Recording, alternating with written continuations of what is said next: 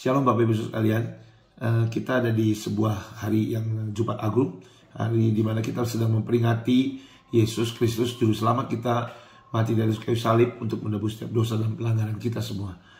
Mari kita buka kitab kita Yohanes pasal yang ke-19 ayat yang ke-28. Firman Tuhan bilang seperti ini, sesudah itu Yesus tahu bahwa segala sesuatu telah selesai. Ini penting sudah, karena Yesus tahu bahwa segala sesuatu telah selesai. Berkatalah ia, supaya genap yang ada tertulis dalam kitab suci, aku haus. Saudara, dua kata berkata aku haus. Kelihatannya biasa saudara, tapi buat saya ada sesuatu yang sangat dalam dari dua kata ini, aku haus. Apa saudara?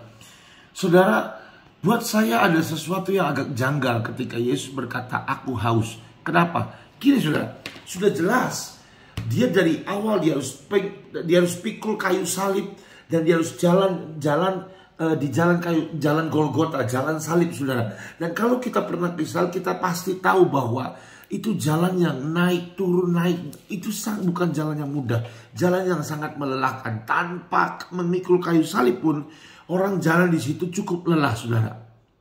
Tapi bayangkan Yesus harus pikul salib dan dia jalan. Apakah Yesus minum? Enggak. Saya membuktikan saudara. Markus pasal 15 ayat 23. Lalu mereka memberi anggur bercampur mur kepadanya, tetapi ia menolaknya.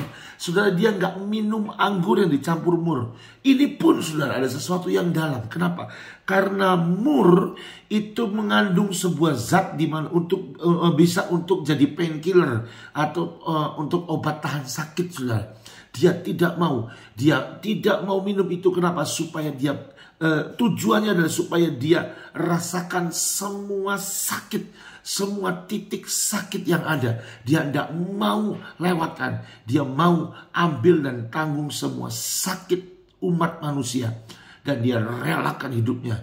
Dia punya kesempatan untuk minum anggur dan mur karena dia haus pertama. Dan dia tahu itu painkiller. Tapi dia hanya ambil.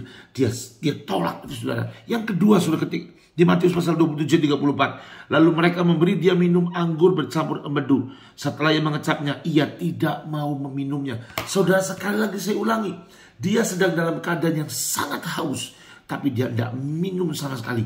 Dia tidak ambil sama sekali. Kenapa saudara? Karena dia mengutamakan untuk menyelesaikan tugasnya, yaitu karya keselamatan buat umat manusia, buat Anda dan buat saya. Dia utamakan kita lebih dari keinginannya, lebih dari kehausannya. Dia utamakan apa yang menjadi kehendak Bapa untuk dia turun ke dunia, untuk dia tebus semua dosa, sakit, penyakit, kutuk yang harusnya jadi jatah kita saudara. Dan dia mau genapkan apa yang Tuhan Bapa sendiri katakan. Semua nubuatan dia mau genapkan. Dia taruh kepentingannya, keinginannya di poin yang paling akhir, bukan di paling depan saudara. Dia mengutamakan tugas, menyelesaikan tugas. Dia mengutamakan untuk menebus kita, menebus dosa, menebus sakit penyakit, kutuk. Itu yang dia utamakan. Saudara, hari ini biar kita belajar. Kita belajar dan kita bersyukur dan kita hargai pengorbanannya. Setelah dia selesai semua, keinginan yang mendasar, yang paling akhir, keinginan yang kecil, dia berkata, aku haus. Hari ini kita belajar supaya kita juga menaruh keinginan, menaruh apa yang Tuhan mau di depan. Bukan yang kita mau di depan, tapi yang Tuhan mau di depan. Keinginan kita biar taruh yang di paling belakang. Yang penting keinginan Tuhan kita lakukan. Selamat Paskah. Tuhan Yesus memberkati kita semua. Amin.